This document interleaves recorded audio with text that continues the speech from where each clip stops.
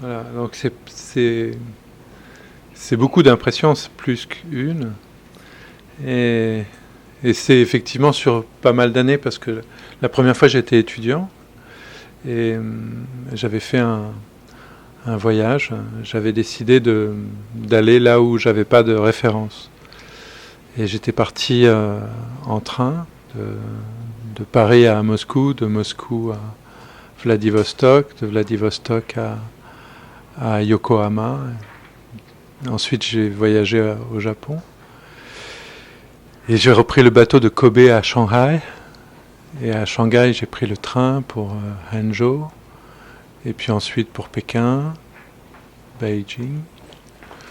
Et puis j'ai longé la Grande Muraille de Chine. Et puis j'ai traversé le désert de Gobi. Et puis je suis monté au Tibet. Et je voyageais comme ça pendant un an. Et du Tibet, je suis redescendu sur Hong Kong. Et puis là, j'ai travaillé pendant 2 mois à Hong Kong pour continuer mon voyage. Et puis je suis venu rendre visite à un ami qui était, lui, étudiant à Taipei. Il avait une résidence pour un an. Et là, je me suis rendu compte que Taipei, c'était et Taïwan, puisque j'ai voyagé cette année-là autour de Taïwan, c'était la synthèse de tout ce que j'avais pu rencontrer en venant par le Japon et en traversant toute la Chine. J'ai pu trouver en fait à Taipei de la cuisine de toutes les régions que j'avais traversées, et puis la culture qui manquait après dans les régions que j'avais traversées en Chine, ce qui avait disparu. Alors donc là, ce premier voyage dont je parlais, là, je l'ai fait en 87. Et puis ensuite, je suis revenu en 98, comme j'avais fini mes études, j'étais devenu artiste et j'ai eu la possibilité d'exposer à Taipei. Ou plutôt, j'ai rencontré une commissaire d'exposition à Paris qui m'a dit « Je fais une exposition à Taipei » et je lui ai dit « Mais moi, je veux retourner à Taipei, c'est trop, trop, trop bien. » Alors donc, j'ai fait 4 expositions et à chaque fois, c'est un peu des pièces uniques, mais qui me demandent un temps de réalisation. Et tout a été fait sur place en général.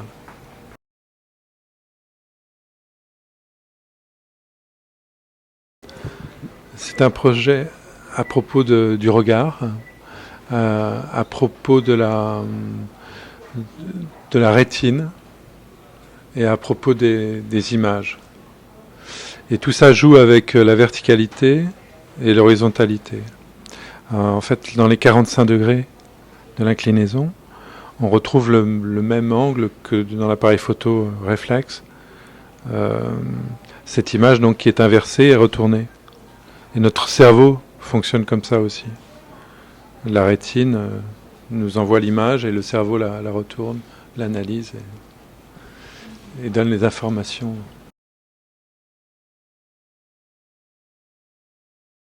C'est la première fois à Taipei, et donc si je le fais à Taipei, c'est parce que j'ai passé les premiers moments à Taipei avec des gens qui étaient tout le temps en train de prendre des photos. Tout le temps.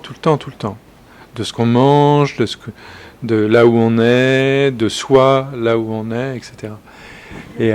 Et donc j'ai pensé que c'était important de faire ça ici, parce que la question de l'image était importante. Alors, je suis sûr qu'on a différentes approches de l'image. Le fait comme ici, de se placer dans le paysage, au premier plan, et d'essayer de... Moi, c'est une pratique que j'ai pas. Je me mets pas devant les monuments ou les situations pour faire un portrait. Maintenant, à force de le voir et de le vivre avec les autres, je commence à trouver ça extrêmement intéressant. Je me dis, mais oui, dans le fond, c'est ça. C'est une manière d'être, de participer, de faire partie des éléments. Je voulais vous proposer, avec le matériel que je vous ai fourni, c'est peut-être avec le simple ou avec la grande sculpture, si justement c'est possible, de choisir un point à regarder.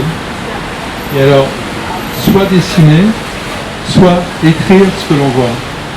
Parce que la première histoire que j'ai racontée, dans le fond, elle nous a permis d'approcher l'idée de miroir. Et au fond, notre manière de regarder, c'est souvent au travers des histoires. Souvent, on reconnaît les choses,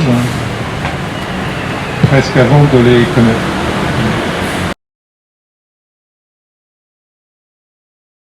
Je ne sais pas si c'est la culture, mais en tout cas, j'aime beaucoup la manière dont les gens sont à la fois sont très directs. En général, ils disent ce qu'ils pensent. Et ça, c'est très bien. Il y a beaucoup de distance parce qu'on est tous très différents, mais il n'y a pas de mise à distance des autres. Voilà. J'ai l'impression que qui que l'on soit, on peut assez vite rentrer en contact avec les autres, même si rien ne se passera si on ne s'est pas présenté. Mais dès qu'on se voit une, deux fois, je vais à la piscine tous les jours à 5h30 du matin et je vois des personnes âgées nager très vite et je suis émerveillé. Et pourquoi il n'en a pas en France? Non, ça ouvre pas à 5h30 le matin. C'est vrai.